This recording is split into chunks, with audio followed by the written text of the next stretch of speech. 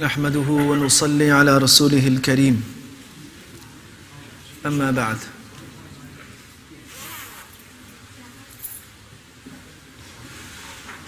The Quran speaks about two types of verses in Surah Al-Imran.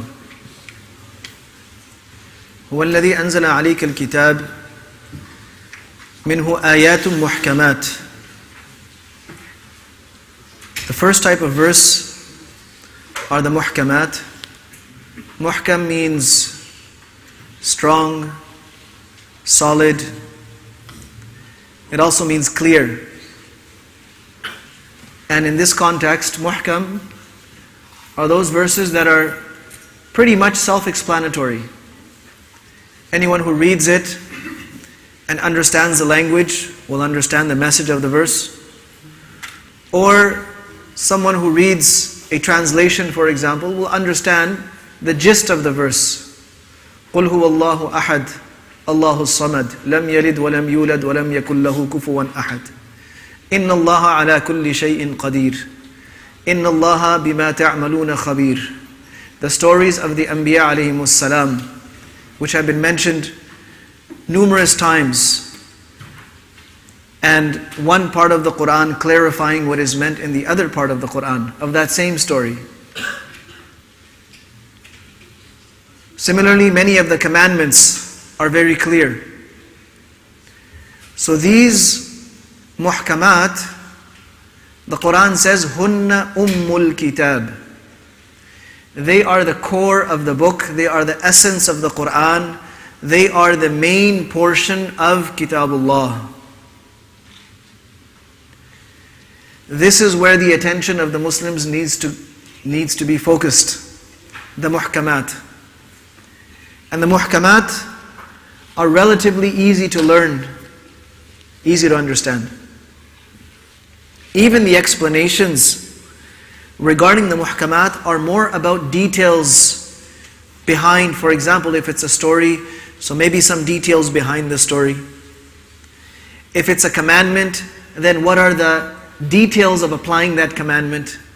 For example, يا أيها الذين آمنوا إذا قمتم إلى الصلاة فاغسلوا وجوهكم وأيديكم إلى المرافق وامسحوا برؤوسكم وأرجلكم إلى الكعبين. When you stand to salat, then perform wudu in this manner like the Quran has laid out. So you might need some details as when exactly is wudu necessary. What does it mean standing to salat? So you'll need some details, but the verses themselves are quite clear. And the details are readily available in the teachings, the sunan of the Prophet ﷺ. When the ummah focuses their attention on these muhkamat, on these clear, straightforward teachings of the Quran, then inside them they will find guidance for all their affairs. They will find instructions, solutions, insight. They will find an enlightenment. All of those things exist in these verses. But then there are another set of verses as well. وَأُخَرُ مُتَشَابِهَاتٍ.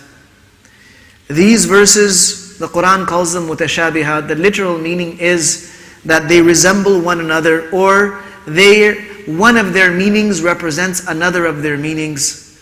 To simplify it, these are verses that may have more than one interpretation. And the precise interpretation may not be designated in the mind of the reader.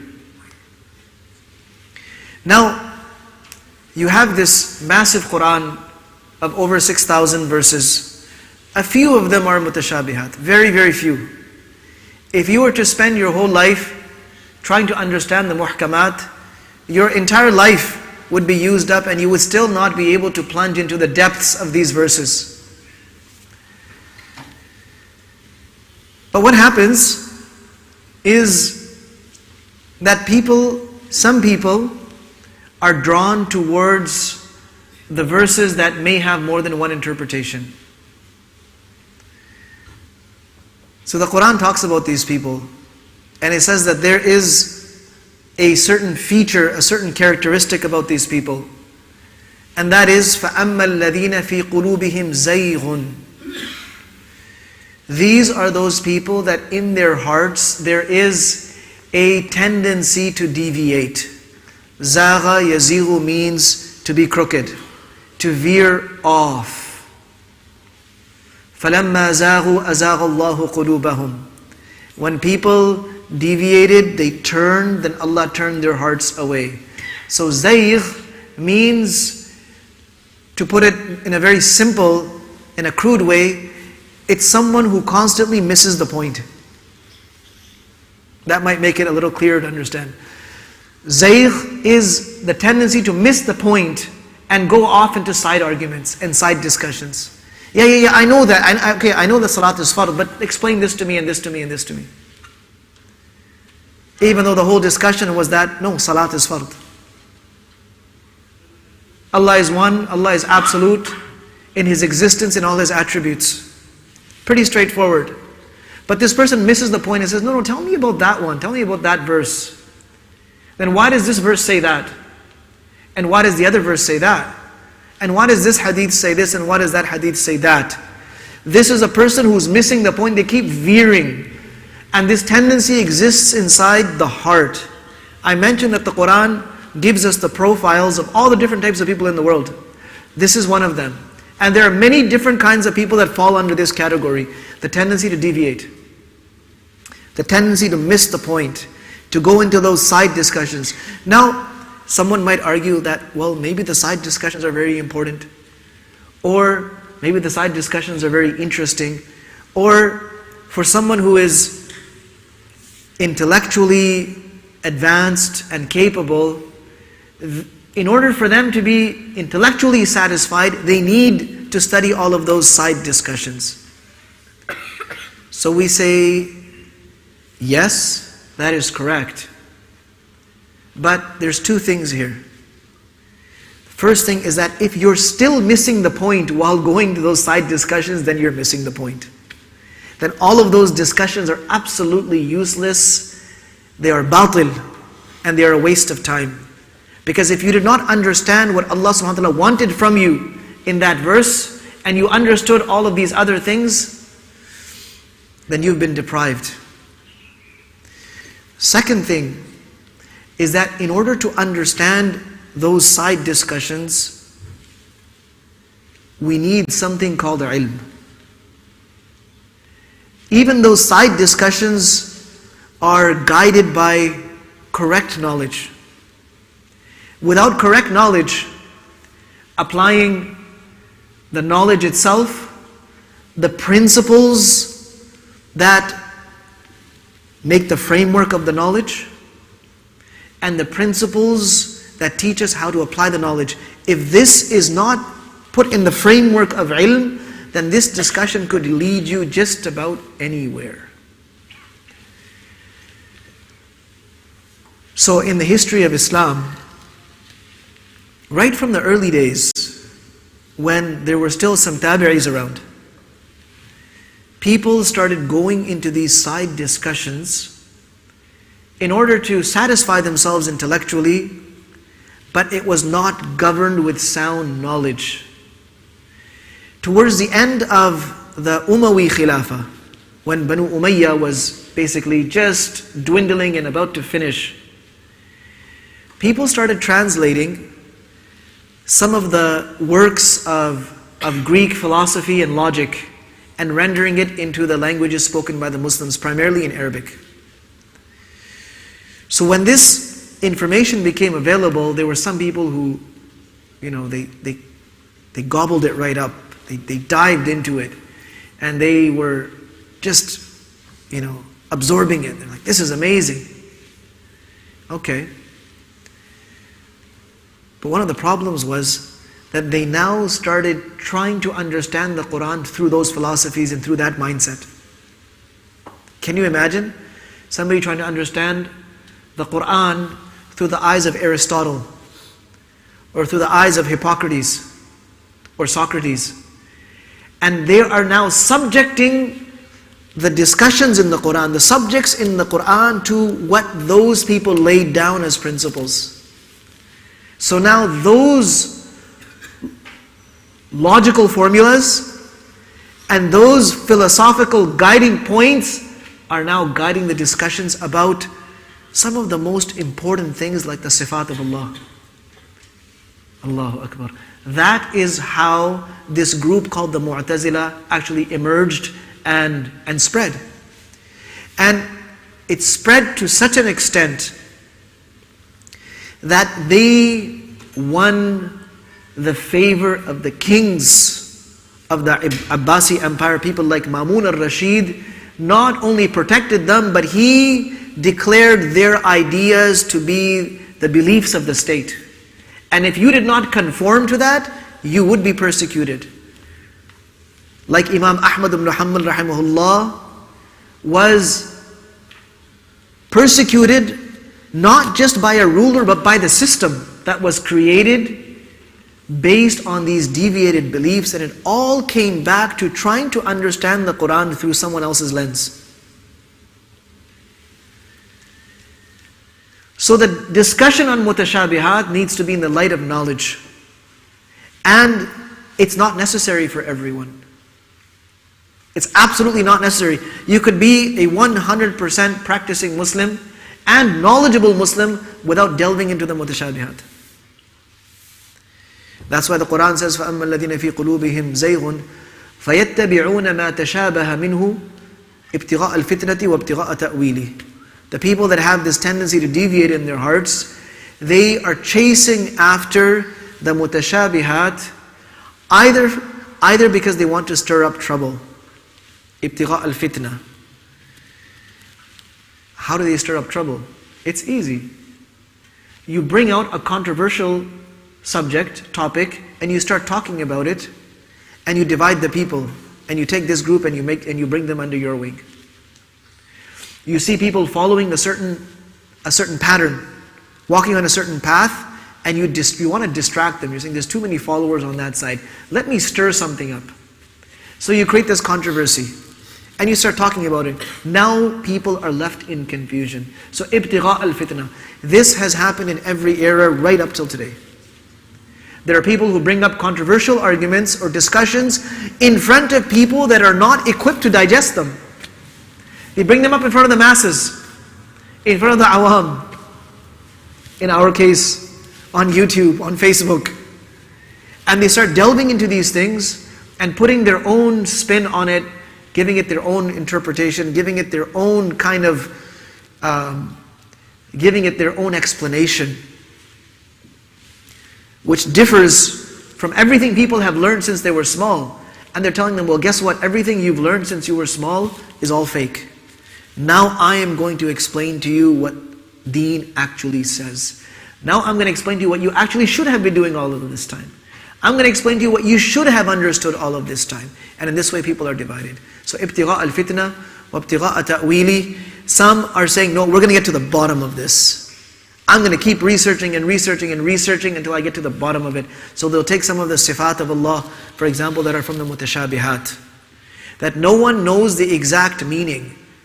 We haven't been told the exact meaning. We've only been told that Allah has said this, and Nabi ﷺ has said this. Beyond that, we have no way of understanding it. Because the dhat of Allah, the existence of Allah, is something that cannot be understood through any kind of knowledge that the human beings have. Because Allah cannot be compared to anything. In fact, He cannot be compared to anything that could be compared to something. لَيْسَ كَمِثْلِهِ شَيْءٍ. There is nothing similar to anything like Him. So how will you try to understand Him? What you have are the physical concepts of this world. What do you know? You know physics, you know chemistry, you know biology, you know the rules based on these disciplines that you yourselves have discovered. How can you apply any of that to Allah? When people start doing that and they start applying it to Allah subhanahu wa ta'ala, they get a completely different concept of Allah subhanahu wa ta'ala. And what normally happens is either they'll take the attributes of Allah and interpret them in some radical way, or they'll start rejecting things of the Quran. So where, for example, Allah subhanahu wa ta'ala says, يَدُ اللَّهِ فَوْقَ أَيْدِيهِمْ. Allah's hand is over their hand. They say, no, Allah doesn't have a hand. Just like that. He can't have a hand. Wait a minute. Allah says He has a hand. Who are you to say He doesn't have a hand? Who are you? وَلِتُصْنَعَ عَلَىٰ عَيْنِي, He says to Musa alayhi salam, so you could be raised in front of my eye. Allah doesn't have eyes. Who are you to say Allah doesn't have eyes? Allah subhanahu wa ta'ala is saying it, and all of a sudden you know something that the Quran doesn't know? يَوْمَ يُكْشَفُ عَنْ سَاقٍ وَيُدْعَوْنَ إِلَى السُّجُودِ فَلَا يَسْتَطِيعُونَ. The tajalli of saq. Saq literally means calf or shin. Now no one knows the exact meaning of these verses. These are, I'm giving you examples of the mutashabihat. What is our responsibility and duty? آمَنَّا بِهِ كُلٌّ مِّنْ عِنْدِ رَبِّنَا. We believe in all of that. We don't need to know the kayfiyah. We don't need to know the description of it in order to believe in it. Because none of us can give a description of Allah. No one can describe Allah. All we know are the attributes Allah has mentioned about Himself and the way Nabi Sallallahu Alaihi Wasallam has described Him. That's it. And that's all we need to know in order to be believers. So you see how shaitan tricks the human being and gets them into all of these side discussions. It doesn't just have to be about the sifat of Allah. It could be something pertaining to akhirah, something pertaining to Jannah, something pertaining to Jahannam. Today you're seeing radical interpretations even of the concepts of Jannah and Jahannam. The concepts of barzakh, the concept of angels, the concept of jinns, the concept of life after death. People are coming with all kinds of radical explanations of what that actually means. Now what's our defense? And how do we protect ourselves and save our iman?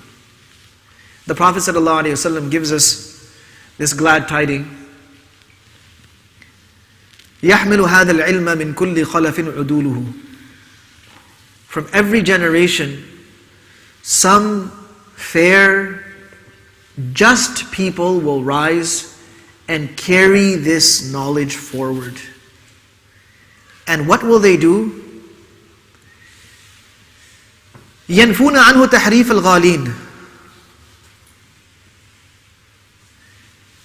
People will come and start making changes and modifications to texts and to the interpretations of texts.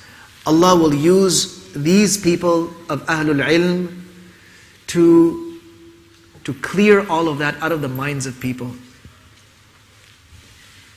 وَانْتِحَالَ الْمُبْطِلِينَ وَتَأْوِيلَ الْجَاهِلِينَ.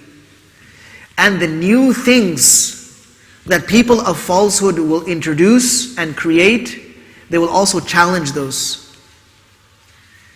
And the false interpretations, the incorrect interpretations brought out by people, these Ahlul Ilm will call them out and declare it to be false. And that is an arrangement Allah subhanahu wa ta'ala has made to preserve our deen in every generation.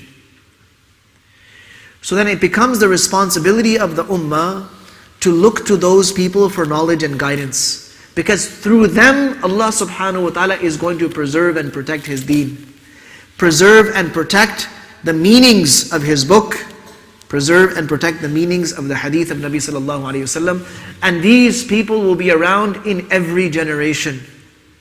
So the ulama of haqq have always been there. They will continue to be there. This is an arrangement from Allah subhanahu wa ta'ala. The responsibility of the ummah is to turn to those people for knowledge and guidance. One of the things that we're exposed to, voluntarily or involuntarily, as we're going through different content, whether it's on social media or it's on the internet or it's on YouTube, whatever it is, we're exposed to all this different content and we start listening to it and watching it, and then questions arise. Well, he said so and so. Well, so and so seems to be a scholarly person. He's saying this and he's saying that.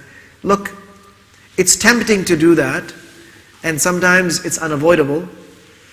But you have to be selective as to where you will get the knowledge of deen from. You have to decide that. Are you going to take knowledge of deen from anyone who portrays themselves to be knowledgeable? Anyone who has a YouTube channel today, it's not so difficult to do, and is talking like a scholar and quoting a few verses. Are you going to take your knowledge from anyone who comes around? Are you going to be selective? Are you going to take the diagnosis of your physical condition, your health condition, from anyone wearing a lab coat? Or are you going to go to someone who has been certified and has some backing that his diagnosis actually means something, you're going to go to a certified physician. You're not going to put your life in danger. Similarly, don't put your iman in danger. Don't listen to anything and everything that's out there. Learn who the ulama of haqq are. Sit in their majlis. Go to them for knowledge. Listen to their talks. Read their books. That's all you need to get your knowledge. If you're interested in knowledge. If you want to know what the flavor of the week is, well then, by all means, go on YouTube and knock yourself out, because you'll be there all night and you still won't figure it out. But there's something new popping up every few seconds. Deen is not something that keeps changing. That's the good news. It's the same deen. It will stay the same. So stay with what is mainstream, what has always been upheld by the ummah. Stay with what has always been upheld. Anytime someone comes up with a new concept, say, whoa, wait a minute. First question is, who is this guy? Who is this person, and where do they get their knowledge from? You not only have the right to ask that question, you have the responsibility of asking that question. Because if they have taken it through self-study, or they have taken it themselves through inauthentic sources, they themselves are disqualified from this discussion. They have no role in this. They may be taking a mimbar, or they may be taking a seat or a mic today, but they have absolutely no right to be speaking about deen. And if they have been trained and taught by authentic people, well then there's a chance that they themselves are speaking from a position of authenticity. Then go and ask ulama about these issues, about these masail. So staying with the traditional scholarship, with authentic scholarship, is one of the ways of safeguarding our iman. Safeguarding our iman, safeguarding our worships, safeguarding the future of deen in our coming generations. Otherwise, there are people out there putting everything subject to interpretation. They have made the basics, the core fundamentals of deen, such as tahara and wudu and salah, subject to interpretation. They have taken the concepts, the basic concepts that we believe in as Muslims, subject to interpretation. The ahkam of deen are all of a sudden subject to an interpretation that has never been upheld. Not in the first 3 generations that Nabi ﷺ said are the best generations, and not after that. For 1,000 years the ummah upheld a certain way, and now all of a sudden somebody says, no, there's another interpretation to this.